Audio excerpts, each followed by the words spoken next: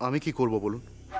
আমি তো বেশ কয়েকজন ব্রাহ্মণকে শিখিয়ে পড়িয়ে তবেই সবাই পাঠিয়েছিলাম, কিন্তু দেখলাম তারাও কিছু করে উঠতে পারলো না। যেমন আপনি তেমনি আপনার পাঠানো ব্রাহ্মণের দল। উপস্থিতি সার, কাজের নামে অষ্টরম্ভা। এভাবে বলবেন না। আজকে সভায় যেটা হলো তা সত্যি বিস্ময়কর। আপনি থাকলে আপনিও অবাক হতেন। তাই কি হয়েছিল সভায়? আকাশ থেকে চাঁদ সিংহলের মাটিতে নেমে এসেছিল? সেটা হলেও বোধহয় এতটা অবাক হতাম না। আপনি জানেন, মহারাজের প্রস্তাবকে সবাই উদারত কণ্ঠে সমর্থন জানিয়েছে। উপতিশ্বর প্রস্তাবকে সবাই উদাত্ত কণ্ঠে সমর্থন জানিয়েছে। তবে আর বলছি কি, আর জানাবেই না কেন? খনা যেভাবে তার বক্তব্য পেশ করলো আর যেভাবে তার সব অকাট্য যুক্তি রাখলো, তাতে তার বিরোধিতা করাটাই তো অস্বাভাবিক। খনা? সাবধান মাসুমা, খুব সাবধান। প্রধানমন্ত্রী মশাই কিন্তু খুব বুদ্ধিমানের মতন খেলছেন।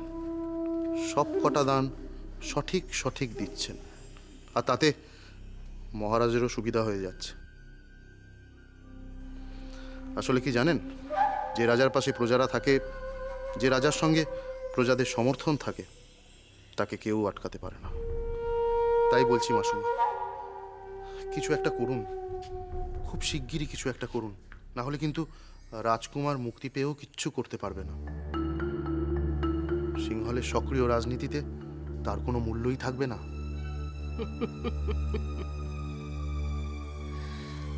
অত সহজ নয় মন্ত্রী মশাই।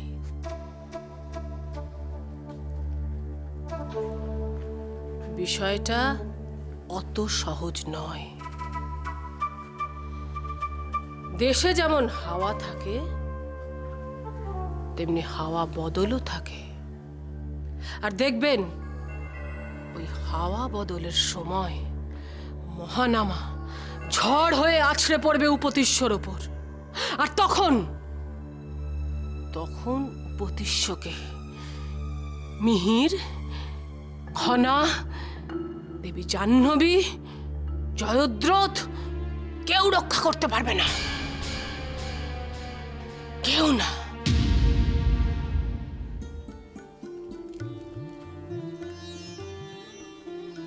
প্রণাম মহারানী। আসুন আসুন আসুন বসুন্ধরা দেবী। আপনি নিশ্চয়ই শুনেছেন খনা সভায় কি করেছে? শুনেছি, আর শুনে আমরা অত্যন্ত গর্বিত হয়েছি। আচার্যদেবের কাছে আর আপনার কাছে আমরা সত্যিই কৃতজ্ঞ। আমাদের কৃতজ্ঞতা জানাচ্ছেন কেন?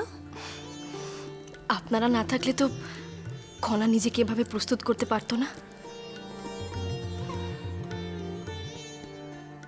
মহারানী, মানুষকে শুধু পথ প্রদর্শন করা যায় মাত্র, কিন্তু সেই প্রদর্শিত পথে তাকে নিজেকেই চলতে হয়। সভায় খনা যা করেছে সে তার নিজের ক্ষমতায় করেছে। কাজেই অনুগ্রহ করে আমায় আর আচার্যদেবের প্রতি কৃতজ্ঞতা জানিয়ে আপনি খনার কৃতিত্বকে ছোট করে দেখবেন না।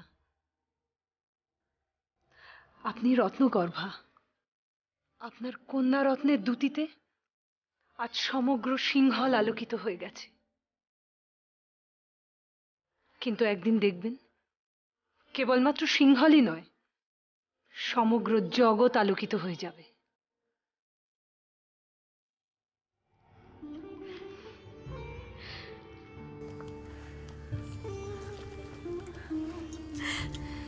খনা, খনা তুমি আমার মাথা উঁচু করে দিয়েছো আজ। খনা, আমি যে এই দিনটার প্রতীক্ষাতে ছিলাম। কৌরকি,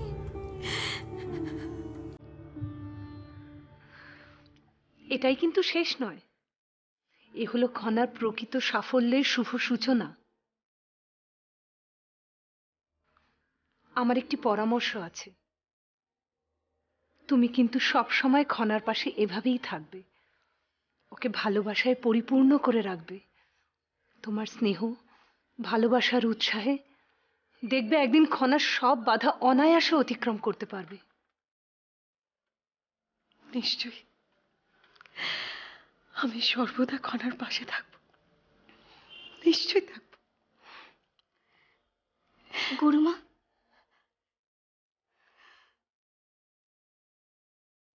গুরুমা, আপনি একবার মিহিরকে আমার সঙ্গে দেখা করতে বলবেন? আমি জানতে চাই সে কতখানি আনন্দিত। নিশ্চয়ই বলবো।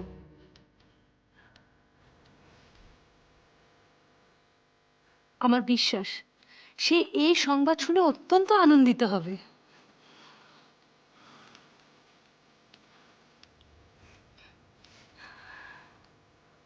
আমি তাহলে এখন আসি। ওদিকে আচার্যদেব অধীর আগ্রহে অপেক্ষা করছেন।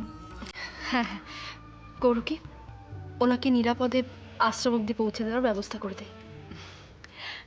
আসুন আমার সঙ্গে।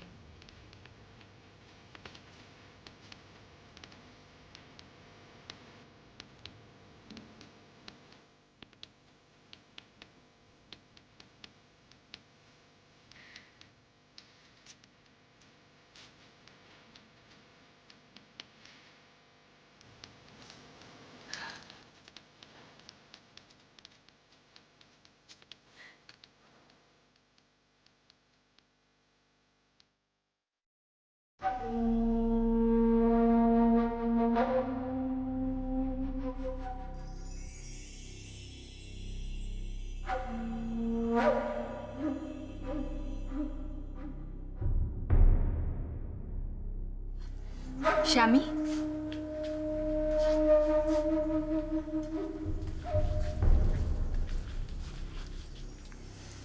নিন। মিষ্টি কিসের জন্য? সবাই মিষ্টিমুখ করছে, আপনিও করুন। সবাই হঠাৎ মিষ্টিমুখ কেন করছে? আজ এক অবিশ্বাস্য ঘটনা ঘটেছে যে, আর তার পিছনে আপনারা অবদান আছে। কি ঘটেছে? সেসব জেনে আপনার কোনো লাভ নেই। আপনি মিষ্টি খান, আর আমি সবাইকে গিয়ে মিষ্টি দিয়ে বলে আসি যা ঘটেছে তা আমার স্বামীর জন্যই ঘটেছে। হেয়ালি করে কথা বলতে তোমার খুব ভালো লাগে, কিন্তু আমার ভালো লাগে না। আমার ধৈর্যের একটা সীমা আছে। বেশ, তাহলে শুনুন। মিহির অস্ত্র শিক্ষার জন্য অনুমোদন পেয়ে গেছে। মিহির অস্ত্র শিক্ষার জন্য অনুমোদন মানে? আমরা মিহিরকে অস্ত্র চালনার জন্য প্রশিক্ষণ দিতে চেয়েছিলাম। সেই নিয়ে আজ এক বিতর্ক সভা বসেছিল।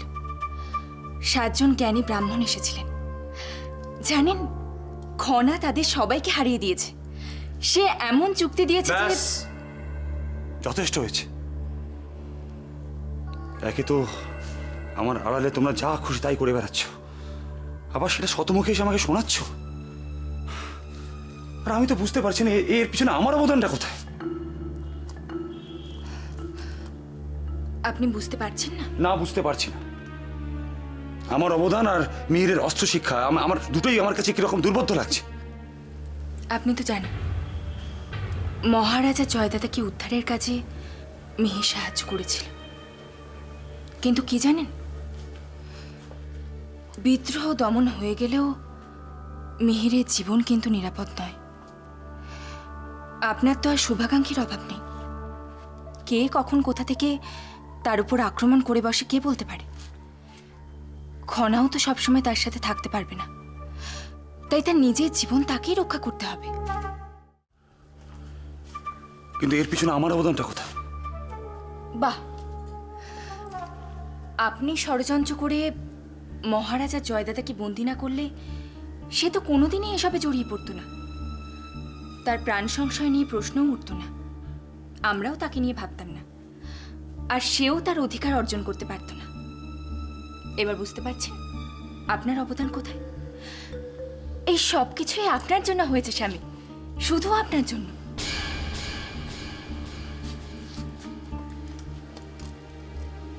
জানেন, এই পুরো ঘটনা থেকে আমার একটা উদাহরণই বারবার মনে পড়ছে।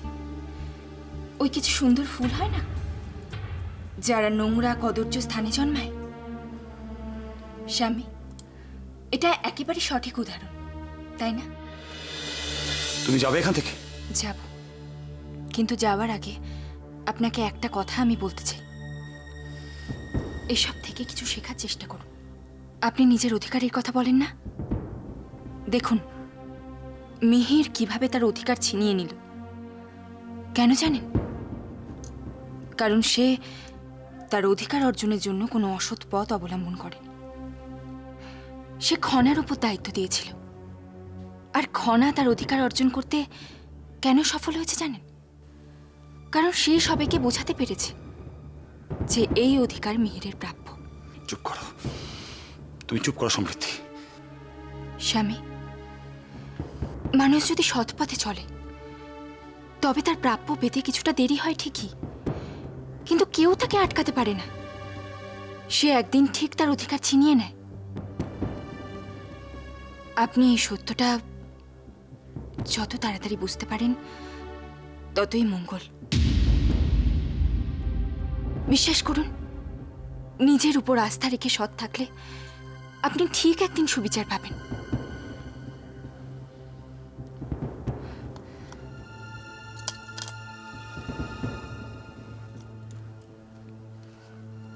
আমার কথাগুলো দয়া করে মনে রাখার চেষ্টা করবেন।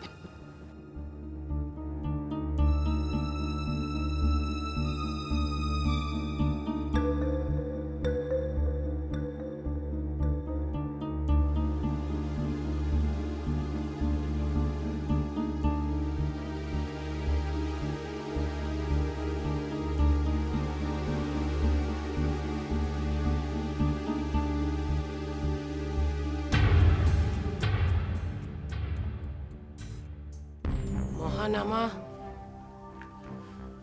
নজরবন্দি। জ্যোতিষবীর অপসারিত, নির্বাসিত। আমাদের সাহায্যের জন্য আছে একমাত্র খাদ্যমন্ত্রী, কিন্তু তার অবস্থাও তো টালমাটাল।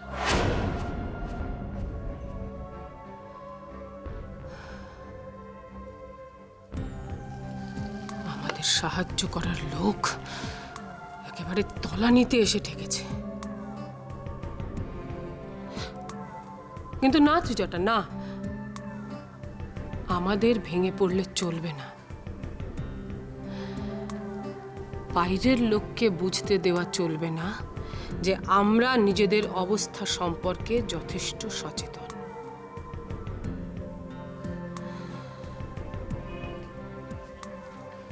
হাতে আমাদের যে কটা ঘুঁটি রয়েছে তাদের নিয়েই আমাদের খেলে যেতে হবে। মনে রেখো ত্রিজটা, আমাদের দুর্বলতা কিন্তু শত্রুপক্ষের আত্মবিশ্বাস আরো বাড়িয়ে দেবে। ত্রিজটা, যে কোনো শক্তিকেই ভাঙতে গেলে প্রথমে কি করতে হয় বলো তো? তার উৎস মূলে আঘাত করতে হয়। উপতিষ্য আর খনার শক্তির উৎস হলো জয়দ্রথ। সেই জয়দ্রথকেই আমাদের আঘাত করতে হবে। ত্রিজটা, জয়দ্রথকে এমন আঘাত করতে হবে যাতে সে একেবারে বেসামাল হয়ে যায়, কিছুতেই নিজেকে সামলাতে না পারে, তারপর আস্তে আস্তে একসময় ভেঙে পড়ে। আর জয়দ্রথ ভেঙে পড়া মানেই রাজা আর রাজকুমারীকে শেষ করা শুধুমাত্র সময়ের অপেক্ষা।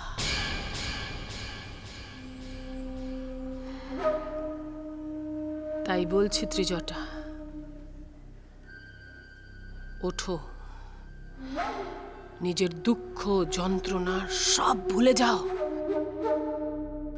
মনে রেখো, আমাদের একমাত্র একমাত্র লক্ষ্য এখন জয়দ্রথ, শুধুমাত্র জয়দ্রথ।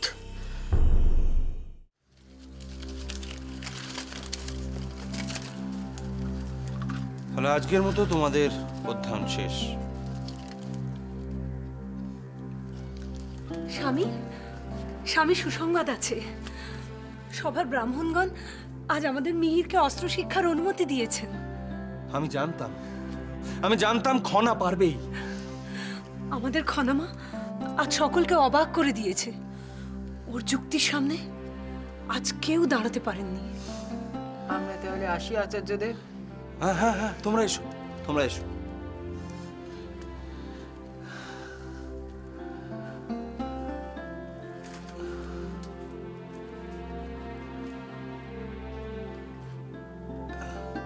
কি ব্যাপার মিহির, তোমার সমস্যার সদর্থক সমাধান হয়েছে। খনা অসম্ভবকে সম্ভব করেছে। তুমি তোমার অধিকার অর্জন করেছো মিহির। এরপরেও তুমি খুশি নও?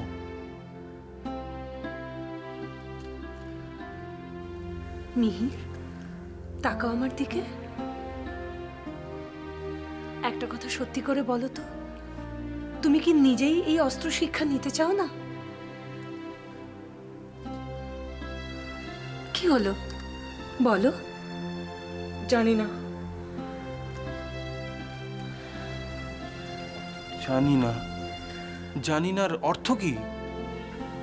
আমার মনে হয় ব্রাহ্মণরা মেনে নিলেও পিতা মন থেকে তা কখনো মেনে নেবেন না। তুমি চিন্তাগ্রস্ত হও না মিহির, আমি তার সাথে দেখা করে এসেছি। তিনি অত্যন্ত আনন্দিত হয়েছেন।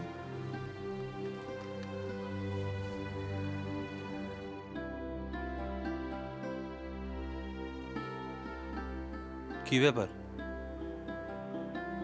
মিহির? গুরুর কাজ শুধু শিক্ষা দেওয়া নয়, গুরুর কাজ শিষ্যের পাশে দাঁড়ানো, তার মনের কথা জেনে তার সমস্যার সমাধান করা। তুমি যদি আমাকে গুরু বলে মেনে থাকো, তাহলে বলো তোমার কি সমস্যা। মনে কিছু চেপে রেখো না মিহির। আচার্যদেব, আমি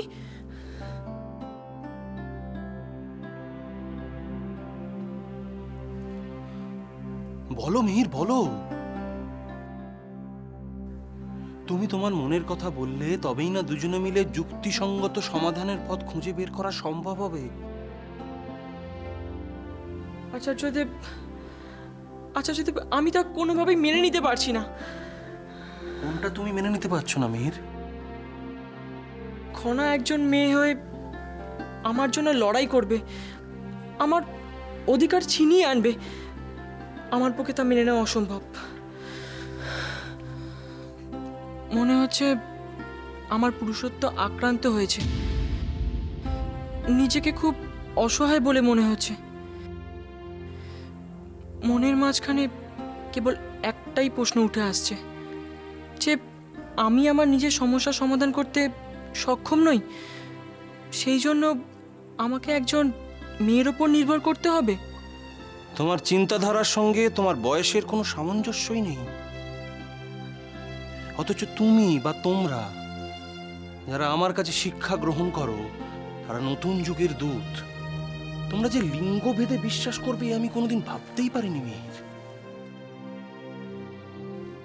মিহির, একজন ছেলে আর একজন মেয়ের মধ্যে শারীরিক পার্থক্য ছাড়া আর কোনো পার্থক্যই নেই। তারা দুজনেই মানুষ, দুজনেই ঈশ্বরের সৃষ্টি। তাহলে ভেদাভেদ আসে কি করে?